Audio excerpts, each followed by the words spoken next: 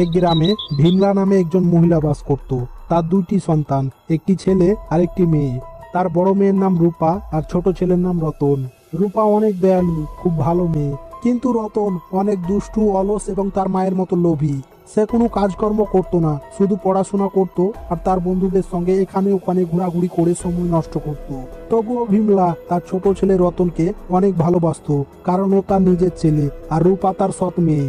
তাই সে রূপার সঙ্গে চাকরের মতো ব্যবহার করত। তাকে দিয়েই বাড়ির সমস্ত কাজকর্ম করিয়ে নিত। আরে তখন থেকে এইটুকু কাজ করলি, এতক্ষণ কি করছিলি? শুধু খুচুর খুচুর করছিস, হাত চলে না নাকি? আরো অনেক কাজ পড়ে আছে, তাড়াতাড়ি এই কাজগুলো সেরে কুয়ো থেকে জল নিয়ে আয়। রতন স্কুলে যাবে, তাড়াতাড়ি কর। যত সভা আমার কপালে জুটেছিল।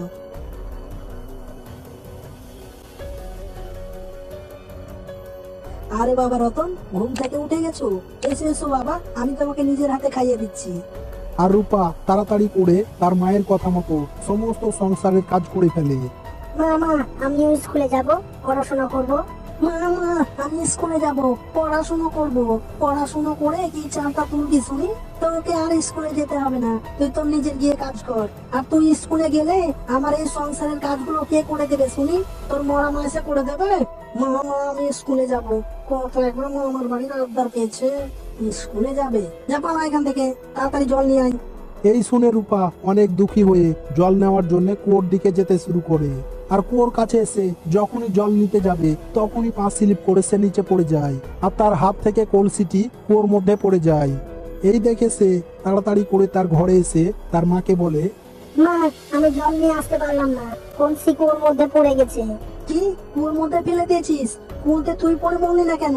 যত সব, এখন আমি কলসি কোথায় পাবো? যা, তুই ওই কলসি খুঁজে নিয়ে আয়। যতক্ষণ তুই কলসি না পাবি, তুই তোর এই মুখ আমার সামনে দেখাবি না। যা, পালা এখান থেকে। এরপর রূপা অনেক দুঃখী হয়ে কান্না করতে করতে আবার সেই কুয়োর কাছে এসে যায়। কলসি তো জলের মধ্যে ডুবে গেছে, এখন আমি কি করব? কলসি কোথায় পাবো? আর কলসি খুঁজে না নিয়ে গেলে তো মাও আমাকে মারবে, আমাকে ঘরে উঠতে দেবে না। এখন আমি কি করব? আর এই কুয়োর মধ্যে ঝাঁপ দিলে তো আমিও ডুবে মারা যাব। এখন আমি কলসি কোথায় পাবো? এই ভেবে সে কুয়োতে ঝাঁপ দেওয়ার সিদ্ধান্ত নেই আর সঙ্গে সঙ্গে কুয়োর মধ্যে ঝাঁপ দেয়। আর কিছুক্ষণ পর রূপার যখন জ্ঞান ফিরে তখন সে দেখে তার চারপাশে সুন্দর সুন্দর গাছপালা আর অনেক সুন্দর সুন্দর সব পশু পাখি। এই দেখে সে অনেক অবাক হয়ে যায়। আরে, আমি কোথায় এসে গেলাম? এত সুন্দর জায়গা, আমি স্বপ্ন দেখছি না তো? এরপর রূপা হাঁটতে শুরু করে আর কিছু দূরে সে দেখে একটা অনেক সুন্দর বড় বাড়ি। এই দেখে সে বাড়ির মধ্যে ঢুকে যায় আর বাড়ির মধ্যে ঢুকে দেখে একটা ভয়ঙ্কর ডাইনি। এই দেখে সে অনেক ভয় পেয়ে যায় আর ভয়ে তাড়াতাড়ি করে সেখান থেকে পালাতে শুরু করে। দাঁড়াও দাঁড়াও বেটি, তুমি ভয় পেও না, আমি তোমার কোনো ক্ষতি করবো না। দয়া করে তুমি আমার কথা শোনো। আমার বয়স হয়ে গেছে আর আমার জাদু শক্তিও নষ্ট হয়ে গেছে, তাই আমি কোনো কাজ করতে পারছি না। দয়া করে তুমি আমাকে সাহায্য করো। আমার বাড়ির চারপাশে যে সমস্ত গাছপালা দেখতে পাচ্ছ তাতে আমার প্রাণ রয়েছে। দয়া করে সেই সমস্ত গাছপালাগুলোকে তুমি একটু ভালোভাবে দেখাশোনা করে দাও, তাদেরকে সময় মতো জল দিয়ে দাও, তাহলে সেই সমস্ত গাছপালা আবার সতেজ হয়ে যাবে আর আমিও সুস্থ থাকবো। দয়া করে তুমি আমার এই উপকারটা করে দাও, বিনিময়ে তুমি যা চাইবে আমি তাই দেবো। দয়া করে তুমি আমাকে সাহায্য করো। ডাইনির এই সমস্ত কথা শুনে রূপা সেখানেই থাকার সিদ্ধান্ত নেই আর ঘরের সমস্ত কাজ করতে থাকে আর তার গাছকেও খুব ভালোভাবে দেখাশোনা করতে শুরু করে, তাদের সময় মতো জল দিতে শুরু করে। এই দেখে ডাইনি অনেক খুশি হয় আর তার খাবার জন্য ডাইনি তাকে সব ভালো ভালো খাবার দিত। এইভাবেই কিছুদিন কেটে যায়। আরেকদিন হঠাৎ রূপার তার বাড়ির কথা মনে পড়ে। এইখানে থেকে আমি অনেক ভালোবাসা পেলাম, তুমি আমার খুব খেয়াল রেখেছো, নিজের মেয়ের মতো ভালোবেসেছো। কিন্তু আজকাল আমার বাড়ির কথা খুব মনে পড়ছে, মনে হয় আমার বাড়ি যাওয়ার সময় হয়ে গেছে। আচ্ছা ঠিক আছে, যাবে তো, এতে কান্নার কি আছে? আমি নিজে গিয়ে তোমাকে রেখে আসবো, কেমন? না, আমি কান্না করছি আমার মায়ের কথা ভেবে। সে আমার সঙ্গে চাকরের মতো ব্যবহার করে, তার বাড়ির সমস্ত কাজকর্ম আমাকে দিয়ে করিয়ে নেয়। আমি স্কুলে যাবো বললে আমাকে বকা দেয়। সে আমার উপরে অনেক অত্যাচার করে। একজন মা কি করে এত নিষ্ঠুর হতে পারে? কি কি বলছো? তোমার উপরে এত অত্যাচার করে? একজন মা কি করে সন্তানের উপরে এত অত্যাচার করতে পারে? না না, ও কোনোদিন মা হতে পারে না। আমি ওকে উচিত শিক্ষা দেবো। কিন্তু আমার কাছে তো জাদুর শক্তিও নেই।